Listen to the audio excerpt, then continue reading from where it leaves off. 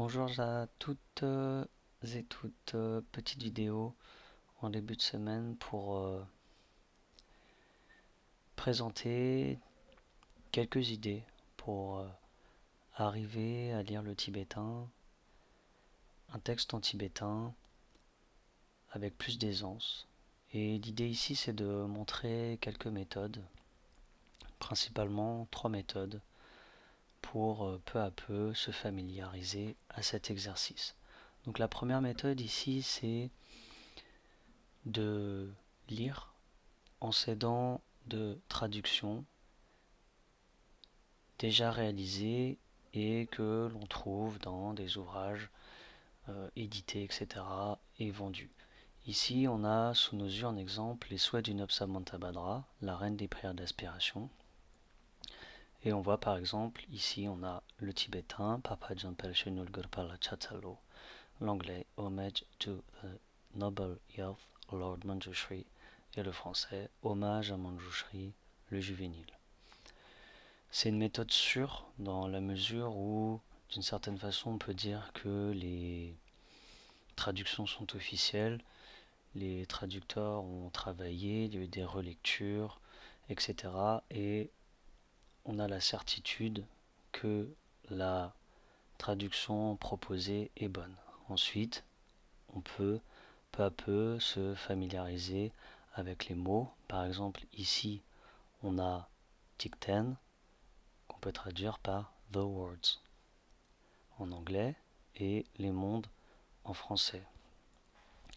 Donc c'est la première étape. D'abord, essayer de voir si on arrive à repérer les mots dans la phrase et en fonction des traductions qui sont proposées dans les langages, retrouver les mots. On a ensuite l'étape suivante qui est de séparer les mots des particules grammaticales. Donc par exemple, ici on a le génitif et ici on a la particule oblique.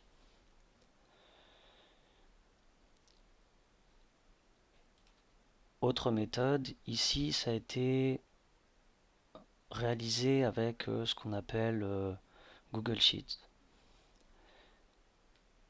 Google Slides. Et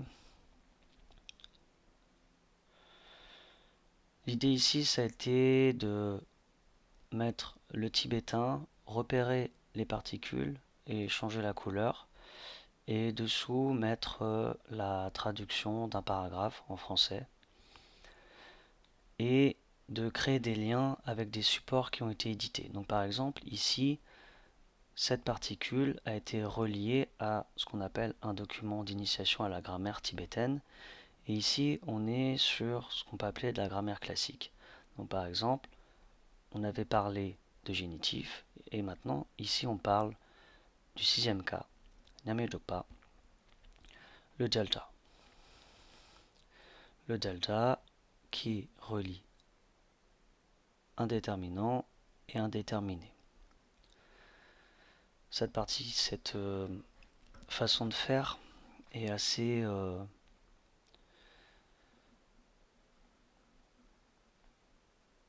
pédagogique, on va dire ça comme ça. Elle permet d'avoir rapidement le lien avec ce qu'on peut appeler un support pédagogique et d'avoir directement la fonction de la particule grammaticale. Autre exemple, on avait parlé d'oblique, et ici en grammaire classique, Namienypa, et c'est les Sojawa, l'action vers l'objet.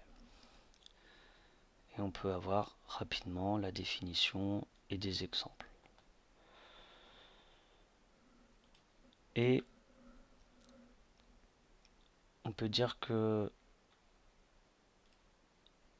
cette méthode est encore assez sécurisante dans le sens où on a le texte en français dessous. Donc on n'a pas de possibilité de se tromper. Mais en faisant cette méthode, on commence à travailler et à intégrer les fonctions des particules et peu à peu à créer d'autres supports pédagogiques, ses propres documents qui permettent d'aller toujours plus en plus loin dans l'étude. Pour donner un autre exemple, ici par exemple on a Kagigo Kisaki, le troisième cas, Nyame Sompa, donc qui est le Jeja.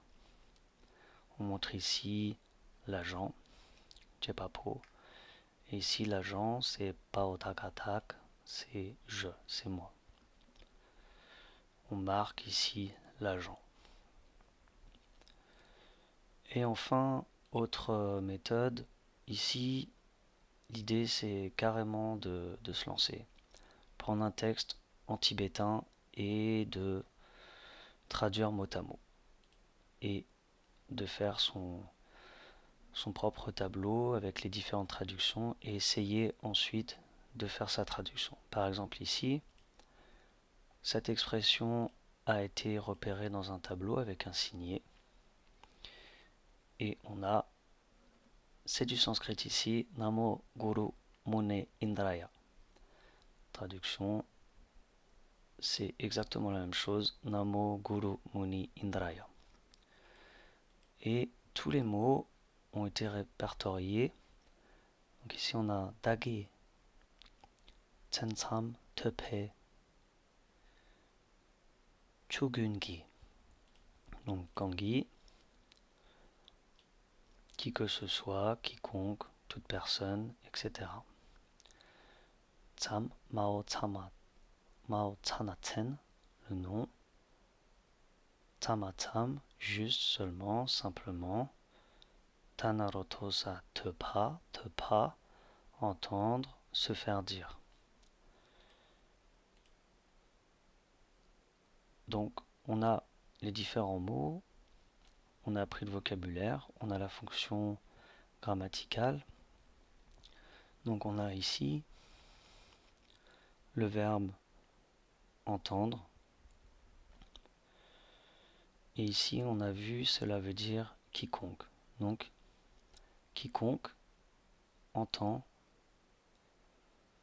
seulement son nom. Tsam, juste seulement. Kongi, Tsansam, Tepe. Quiconque entend seulement son nom. Et etc. Et tous les différents mots sont répertoriés. Expression connue, Kapsuchi ici. Je me réfugie, se réfugier. Et en faisant ça, peu à peu, on intègre le vocabulaire. Et petit à petit, on peut gagner en aisance dans la traduction et faire les traductions directement sans avoir besoin d'une traduction qu'on pourrait dire officielle.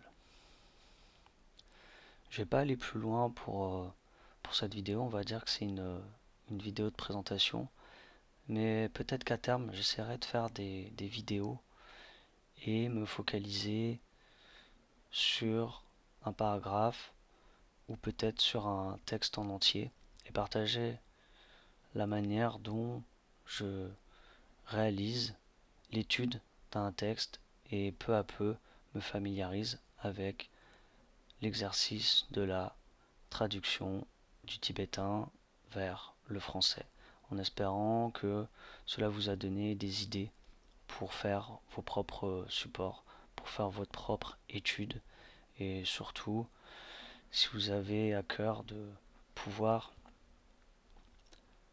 lire aisément, peut-être que cela peut vous donner des idées. Eh bien écoutez, travaillez au mieux, faites au mieux, prenez plaisir à faire tout cela, et à bientôt.